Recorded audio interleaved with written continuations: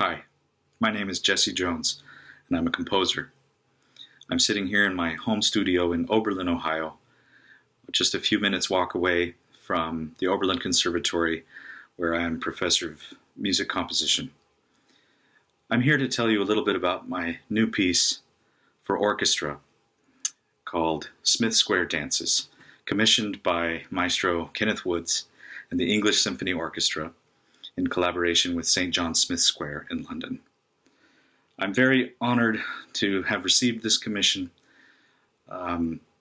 Kenneth Woods, during my formative years, was a huge inspiration. He was one of the professors at the Eastern Oregon University where I did my undergraduate work, and he was a great mentor and friend while there, a person from whom I took great inspiration. And so I'm very thrilled and honored to be working with him again. I'd like to tell you just a little bit about the piece itself. Maybe I've seen too many British films where the gentry or the royalty go out on a hunting trip and blow the horns and they're hunting foxes, and it's a grand old time.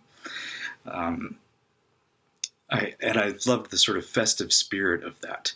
And I've long, myself and other composers have long been enamored by the horn call. So the sounds from those hunting horns, that would set the foxes and the deers running, is a beautiful sound. Just to illustrate, it goes dia da dum bum bum bum bum is the one I said, and the harmony would be bum bum bum bum bum bum bum. If you can imagine those two together. Now, this sequence of notes is something that really comes from the horn itself. Before there were valves to work the different tube lengths of the instrument, those were the natural sounds that would come from that tube. And so two sounding together would produce that. And that's really the reason I have only two horns in the ensemble, so that this could really be an element that comes forth in the work. Now, throughout the piece, I use very different permutations of that, but everything is based on that series of pitches. I play it in order. I use a fragment of it. I play it upside down. I play it backwards in the piece. And I combine it with other permutations. I play it in different keys at the same time.